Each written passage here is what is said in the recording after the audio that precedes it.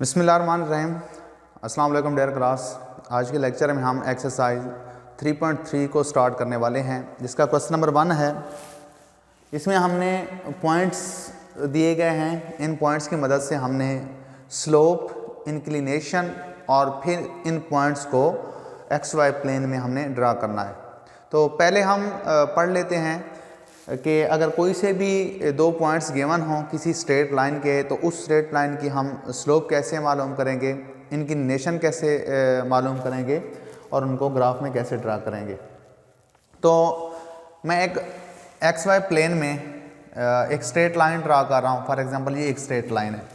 इस straight line की अगर आपने स्लोप मालूम करनी हो, तो अगर इसके कोई से दो पॉइंट्स अगर आपको गिवन हो, तो उन पॉइंट्स की मदद से आप इस पूरी लाइन की स्लोप मालूम कर सकते हैं। फॉर एग्जांपल ये मैंने दो पॉइंट्स ले ली हैं। इस पॉइंट्स को अगर मैं P कह दूं और इसके कोऑर्डिनेट को x1 और y1 कह दूं, ये एक और पॉइंट है Q, इसके कोऑर्डिनेट्स को अगर मैं x2 और y2 बोल दूं, ठीक है। तो इन दो पॉइंट्स की मदद से जो मुझे स्लोप मिलेगी वो इस लाइन की स्लोप कहलाएगी। ठीक हो गया। तो स्लोप मालूम करने का जो फार्मूला है वो क्या है, slope of line P Q is equal to, क्या फार्मूला है, y2 minus y1 divided by x2 minus x1। ठीक है। कि आपने क्या करना होगा, इसके पॉइंट Q के y कोऑर्डिनेट में से पॉइंट P का y कोऑर्डिनेट सब्ट्रैक्ट करें, फिर डिवाइड करें Q के x कोऑर्डिनेट पे P के x कोऑर्डिनेट को, मतलब y2 minus y1 divided by x2 minus x1। इससे जो आपको वैल्यू मिलेगी वो इस लाइन की स्लोप होगी, और स्लोप को हम m से डिनोट करते हैं। ठीक हो गया। इसके बाद हमने साथ इंक्लिनेशन बतानी है। तो इंक्लिनेशन असल में एक एंगल ही होता है, लेकिन किस तरह का एंगल।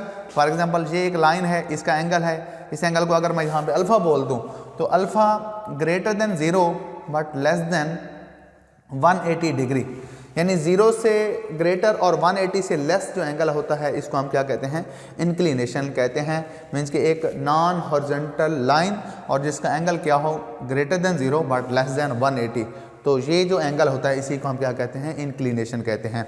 तो ये एंगल आप कैसे मालूम करेंगे, इसका फार्मूला है tangent alpha is equal to कोई ना कोई वैल्यू दी गई होगी। ठीक है। यानी टेंजेंट अल्फ़ा से हमें क्या मिलती है, असल में स्लोप ही मिलती है। यानी अगर आपको एंगल मालूम हो, टेंजेंट पे आप उसकी वैल्यू निकालें तो आपको स्लोप ही मिलेगी। आप इस फार्मूला की मदद से भी आप स्लोप मालूम कर सकते हैं, इस फार्मूला की मदद से भी आप स्लोप मालूम कर सकते हैं। इसकी मदद से आप डायरेक्ट स्लोप, अगर आपको एंगल मालूम है, टेंजेंट पे उसकी वैल्यू निकालें तो स्लोप आ जाएगी।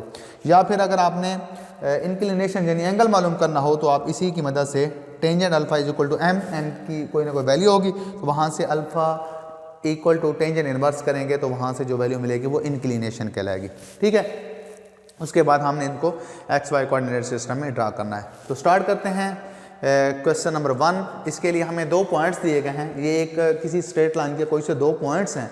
हमने इनकी मदद से उस स्ट्रेट लाइन की स्लोप मालूम करनी है, इंक्लिनेशन मालूम करना है, और फिर इन पॉइंट्स को एक्स वाई कोऑर्डिनेट सिस्टम में ड्रा करना है। तो सबसे पहले हम इसकी स्लोप निकाल लेते हैं। तो स्लोप के लिए मैंने आपको बताया है कि हम y2 माइनस y1 यानी 11 माइनस 4 डिवाइडेड बाय 5 माइनस और माइनस का ये 2 है। ठीक है। तो इससे जो हमें आंसर मिलेगा उसको हम स्लोप कहेंगे कि स्लोप ऑफ दीज पॉइंट्स या स्लोप ऑफ स्ट्रेट लाइन, इसको अगर मैं डिनोट करूँ m से, तो वो किसके इक्वल आ जाएगा, 11 माइनस 4 डिवाइडेड बाय 5 माइनस।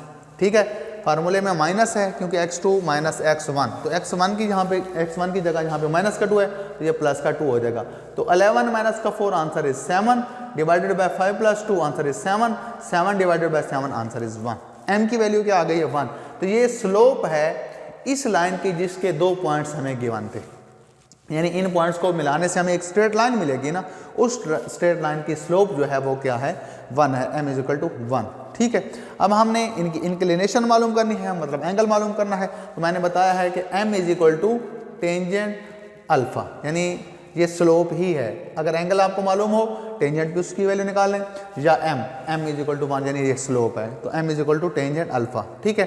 तो m की वैल्यू क्या आई है, 1। तो यहाँ से अल्फ़ा हमने मालूम करना है, क्योंकि इंक्लिनेशन मालूम करना है। इंक्लिनेशन मैंने आपको बताया है greater than 0 less than 180 angle आएगा। ठीक है। तो ये टेंजेंट अल्फ़ा, यहाँ से alpha is equal to tangent inverse of 1। तो टेंजेंट इनवर्स ऑफ 1 की वैल्यू क्या होती है 45 डिग्री। तो इस लाइन का जो एंगल है वो क्या है 45 डिग्री, और ये क्योंकि ग्रेटर देन 0 लेस देन 180 है, इसको हम क्या कहेंगे इंक्लिनेशन ऑफ द लाइन। ठीक है, लाइन की स्लोप, लाइन की इंक्लिनेशन मतलब एंगल, और उसके बाद हमने इनको एक्स वाई कोऑर्डिनेट सिस्टम में ड्रा करना है। तो एक्स वाई कोऑर्डिनेट सिस्टम में ड्रा करने के लिए आप पहले बना लें एक्स वाई कोऑर्डिनेट सिस्टम। ये रफली मैं बना रहा हूँ, ठीक है, क्योंकि हमने प्लेन में इन पॉइंट्स को फिर ड्रा भी करना है। तो ये देखें जी, ठीक है, ये एक्स वाई कोऑर्डिनेट सिस्टम मैंने बना लिया है। अब हम इनको ड्रा करने लगे हैं पॉइंट्स को। फॉर एग्जांपल ये पॉइंट 1 2 3 4, ठीक है, पॉजिटिव एक्स एक्सिस वैल्यू, ये -1 -2 -3 -4, इधर नेगेटिव वैल्यू स्टार्ट है एक्स की, ठीक है, इधर वाई की पॉजिटिव वैल्यू और इधर नेगेटिव वैल्यू। ठीक है, सबसे पहला पॉइंट है -2, 4। तो -2, 4 कहाँ पे लाई करेगा -2, 4, यानी ये माइनस का 2 और फिर 4 प्लस का 4 है, तो ये वाला पॉइंट। ठीक है, उसके बाद अगला पॉइंट है 5 11। तो ये हो गया 5 और 11 भी पॉजिटिव एक्स एक्सिस में है, ठीक, पॉजिटिव वाई एक्सिस में है। 4 5 6 7 8 9 10 एंड 11, तो ये वाला पॉइंट, सॉरी थोड़ा आगे लाई कर दें, ये देखिए। तो इन पॉइंट्स को आपस में मिला दें, ये देखें, ये एक स्ट्रेट लाइन है, ठीक है, इसकी स्लोप जो है वो 1 है, एंगल कितना है 45 डिग्री है, और पॉइंट्स कौन सा बने हैं ये 5 11, ठीक है, और ये वाला जो पॉइंट है ये है -2, 4। ठीक है जी, तो ये एक स्ट्रेट लाइन जिसकी स्लोप 1 है, इंक्लिनेशन 45 डिग्री है, और ये उसका ग्राफ है एक्स वाई प्लेन में। तो ये क्वेश्चन नंबर 1 के 3 पार्ट्स हैं। तीनों पार्ट्स में आपने स्लोप मालूम करनी है, साथ फिर इंक्लिनेशन मालूम करनी है, और उनको ग्राफ में ड्रा करना है। अगले जो 2 पार्ट हैं वो आपने खुद से ट्राई करने हैं। इसके बाद क्वेश्चन नंबर 2 है जी। तो नेक्स्ट क्वेश्चन में हमने क्वेश्चन नंबर 2 है एक्सरसाइज 3.3 का। इसमें हमें 3 पॉइंट्स दिए गए हैं ए, बी एंड सी। इनकी मदद से हमने ट्रायंगल के साइड्स की स्लोप, मीडियन की स्लोप और एल्टीट्यूड की स्लोप हमने मालूम करनी है। तो पहले हम देख लेते हैं कि साइड्स, ट्रायंगल में हम साइड्स किसको कहते हैं, मीडियन क्या होता है, एल्टीट्यूड क्या होता है। ठीक है, तो ये इधर मैं एक ट्रायंगल बनाने लगा हूँ। फॉर एग्जांपल कोई एक ट्रायंगल है, ठीक है, ये एक ट्रायंगल है, तो इसमें वर्टेक्स को नेम दे दें। फॉर एग्जांपल ये ए है, ये बी है और ये सी है। 2 लाइंस का जो पॉइंट ऑफ इंटरसेक्शन होता है वो ट्रायंगल का वर्टेक्स कहलाता है। ठीक है, अब ये वर्टेक्स हैं, इसमें ये ए से बी तक की जो लेंथ है ये ट्रायंगल की साइड कहलाती है, बी से सी ये साइड है, और ए से सी ये ट्रायंगल की साइड है। तो हमने इन पॉइंट्स की मदद से स्लोप मालूम करनी है ट्रायंगल की साइड्स की। ठीक है, मीन्स कि हमने slope of A B, slope of B C और स्लोप ऑफ ए सी ये हमने मालूम करना है। आप इनको बेशक वर्टेक्स को कोऑर्डिनेट जहाँ पे लिख दें, ये रफली बना रहा हूँ। बी के जो कोऑर्डिनेट्स हैं वो -4, 2 हैं, और सी के -2 और -6 हैं। ठीक है, हमने slope of A B, slope of B C and slope of A C मालूम करना है। मैं साथ साथ करने लगा हूँ। तो सबसे पहले हम स्लोप ऑफ ए बी, तो स्लोप ऑफ ए बी आपको फार्मूला बताया है। फॉर एग्जांपल इसके कोऑर्डिनेट्स को आप x1 y1, x2 y2, x3 y3, ठीक है, तो इसमें से हम इसको सब्ट्रैक्ट कर लेते हैं, फिर इसमें से इसको सब्ट्रैक्ट कर लेंगे, तो जो वैल्यू मिलेगी वो स्लोप ऑफ ए बी कहलाएगी। तो स्लोप ऑफ ए बी क्या बनेगी 2 - 6 डिवाइडेड बाय -4 -8, तो आंसर बन जाएगा -4 डिवाइडेड बाय -12। ठीक है, तो 1/3 स्लोप ऑफ ए बी, यानी ये जो लाइन है ए बी, इसकी स्लोप क्या आई है, स्लोप इक्वल आई है 1/3 की। इसी तरह स्लोप ऑफ बी सी, तो स्लोप ऑफ बी सी क्या बनेगी, बी सी जो लाइन है वो ये वाली लाइन है। -6 में से 2 को सब्ट्रैक्ट करें, -2 में से फिर आप -4 को सब्ट्रैक्ट करें, तो स्लोप ऑफ बी सी किसके इक्वल आ जाएगी, ये इक्वल आ जाएगी -6 -2 डिवाइडेड बाय -2 और प्लस का 4 हो जाएगा। तो ये बन जाएगा -8 डिवाइडेड बाय प्लस का 2 ठीक है, और ये आंसर आ जाएगा यहाँ से -4, ये स्लोप ऑफ BC। इसी तरह फिर स्लोप ऑफ AC, तो स्लोप ऑफ AC किसकी इक्वल आ जाएगी, ये इक्वल आ जाएगी -6 और -6 डिवाइडेड बाय -2 और -8, ये -12 डिवाइडेड बाय -10, तो आंसर आ जाएगा 6/5, 6 डिवाइडेड बाय 5। ये स्लोप आ गई हैं, slope of AB, slope of BC and slope of AC।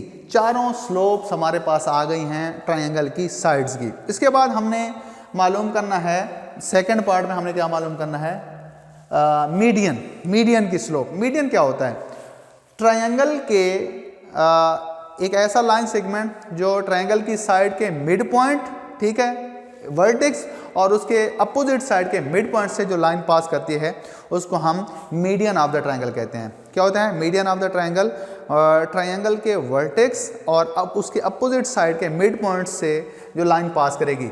जैसा कि अगर इसका ये वर्टेक्स है, ये इसका मिड पॉइंट से अगर कर लें तो ये वाली लाइन जो है ये क्या कहलाएगी, मीडियन कहलाएगी। इसके इस पॉइंट्स को अगर मैं क्या कह दूँ, D। इसी तरह ये वर्टेक्स और अपोजिट साइड का ये अगर हम मिड पॉइंट कर लें और इसके पॉइंट्स को अगर मैं E कह दूं, ठीक है, तो ये लाइन जो है ये क्या कहलाएगी, मीडियन कहलाएगी। इसी तरह ये लाइन, ठीक है, तो ये मीडियन कहलाएगी, इसको अगर आप F कह दें, ठीक है। तो हमने इनकी भी स्लोप मालूम करनी है, जैसा कि साइड की स्लोप मालूम की थी, इसी तरह मीडियन की भी स्लोप मालूम करनी है। मतलब कि हमें AE, BF और CD या DC इन लाइन की स्लोप भी मालूम करनी है। तो मैं एक आपको मालूम करके दिखा देता हूँ। तो पहले आप इनकी स्लोप मालूम करने के लिए आपको मिड पॉइंट का पता होना चाहिए। तो मिड पॉइंट कैसे मालूम करेंगे, mid point of AB is D, जो कि इक्वल है किसके, यानी किसके इक्वल आ जाएगा, इक्वल आ जाएगा मिड पॉइंट ऑफ AB, यानी AB लाइन का जो पॉइंट मिड पॉइंट है D, इसके कोऑर्डिनेट्स क्या होंगे, ये इक्वल होंगे किसके, -4 प्लस का 8 divided by 2, 2 plus 6 divided by 2, ठीक है। कैसे करते हैं कि x कोऑर्डिनेट में x कोऑर्डिनेट को ऐड करके 2 डिवाइड कर लें, इसी तरह y कोऑर्डिनेट में y कोऑर्डिनेट को ऐड करके 2 डिवाइड करें, तो जो हमें वैल्यू मिलेगी वो मिड पॉइंट कहलाएगी, ठीक है। तो ये बन जाएगा, यहाँ से प्लस का 4 बचेगा, 2 डिवाइड करेंगे आंसर 2 आ जाएगा, और 6 + 2 8 आंसर 4 हो जाएगा, ठीक है। तो ये पॉइंट है D, यानी इसके जो कोऑर्डिनेट आए हैं वो 2 4 आए हैं। हमें AB का मिड पॉइंट मालूम हो गया है 2 4, ठीक है, D। अब हमने जैसे साइड्स की स्लोप मालूम की हैं, इसी तरह मीडियन की भी स्लोप मालूम करनी है। तो मीडियन में आ रहा है DC, ठीक है, BF और AE। जैसे कि ये मैंने D मालूम किया है जो कि मिड पॉइंट है AB का, आप E मिड पॉइंट निकाल लें और AC का मिड पॉइंट F भी निकाल लें, ठीक है। अब आपको 2 पॉइंट्स मालूम हो गए हैं, D, B और C। तो आप slope of median, slope of median कौन सा है, DC या CD, CD is equal to किसके इक्वल आ जाएगा, 4 + 6 डिवाइडेड बाय 2 + 2, तो आंसर आ जाएगा 10 divided by 4 which is equal to 5/2। तो ये हमें एक मीडियन की स्लोप मालूम हो गई है जो कि इक्वल आई है 5/2 के। इसी तरह आप नेक्स्ट जो मीडियन हैं AE एंड BF, ये आपने खुद से मालूम करना है। इसके बाद लास्ट पे हमने मालूम करना है एल्टीट्यूड। एल्टीट्यूड क्या होता है पहले ये और लास्ट पार्ट जो है हमने स्लोप ऑफ एल्टीट्यूड बतानी है।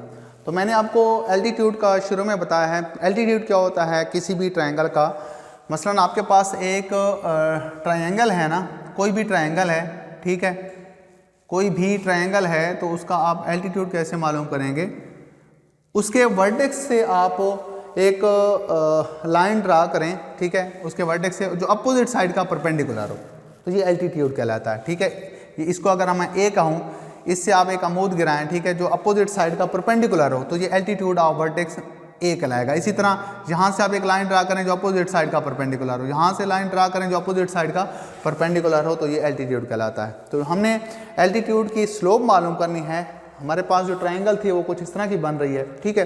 तो आप देख लें इसका एल्टीट्यूड क्या बनेगा, इसका एल्टीट्यूड बनेगा कुछ इस तरह से, ठीक है। इसी तरह इसका एल्टीट्यूड इस तरह का बनेगा और इस पॉइंट से एल्टीट्यूड ये बनेगा। अब इनमें से किसी एक की, तीनों की चूंकि स्लोप मालूम करनी है, मैं एक की स्लोप मालूम करने लगा हूँ, बाकी आपने खुद से करनी है, ठीक है। तो हमने slope of altitude from vertex A, from vertex B और फ्रॉम वर्टेक्स सी ये मालूम करनी है। तो मैं एक ही लिखने लगा हूँ, स्लोप ऑफ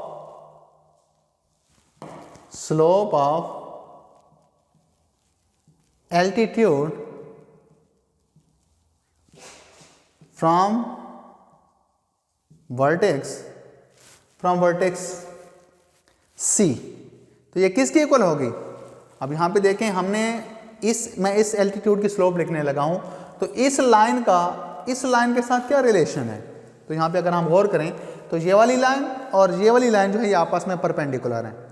दो लाइन अगर आपस में पैरेलल हों, या दो से ज़्यादा जितनी भी लाइन है, अगर आपस में वो पैरेलल हैं तो उनकी स्लोप सेम होती है। और कोई सी दो लाइन जब आपस में परपेंडिकुलर हों तो उनका आपस में रिलेशन है कि उनके जो स्लोप हैं उनका प्रोडक्ट -1 के इक्वल होता है। यानी अगर आपके पास एक स्लोप है, लाइन है जिसकी स्लोप m1 है, एक और लाइन है जिसकी स्लोप m2 है, और दोनों लाइन आपस में परपेंडिकुलर हैं, तो इनका प्रोडक्ट -1 के इक्वल होता है। तो हमें अगर कोई भी लाइन मालूम हो, किसी लाइन की स्लोप मालूम हो, आपने उस लाइन के परपेंडिकुलर लाइन की स्लोप मालूम करनी है, तो आप क्या करेंगे, उस स्लोप का नेगेटिव करके रेसिप्रोकल कर देंगे, तो जो नई स्लोप मिलेगी वो पहली लाइन के परपेंडिकुलर लाइन की स्लोप बन जाएगी, ठीक है। तो हमने slope of altitude from vertex C ये मालूम करनी है। तो इसमें अगर हम देखें, ये जो सी है, सी से जो एल्टीट्यूड बन रहा है वो ये वाली लाइन है, और ये लाइन ए बी के परपेंडिकुलर है। तो जो हमें मिली थी ना ए बी लाइन की स्लोप, उसका नेगेटिव करके रेसिप्रोकल कर दें। तो ये स्लोप ऑफ ए बी है, इसका नेगेटिव करके रेसिप्रोकल करेंगे, यानी 1/3 था, -3 का आंसर इसका नेगेटिव करके रेसिप्रोकल करें तो -3 आंसर आ जाएगा। तो ये slope of altitude from vertex C है, ठीक है। इसी तरह आपने slope of altitude from vertex B और ए भी निकालनी है। जो ए से बनने वाला एल्टीट्यूड है, इसकी जो स्लोप होगी वो किसकी इक्वल होगी, बी सी का नेगेटिव रेसिप्रोकल, यानी 1/4। और उसके बाद फ्रॉम बी से जो बन रही है वो ए सी वाली जो है, ए सी यानी -5/6 ये इस वर्टेक्स की स्लोप होगी, ठीक है जी। इस लेक्चर में हमने पहले दो क्वेश्चन कवर किए हैं एक्सरसाइज 3.3 के। अगले लेक्चर में हम इंशाल्लाह क्वेश्चन नंबर 3 स्टार्ट करेंगे। अल्लाह हाफिज़।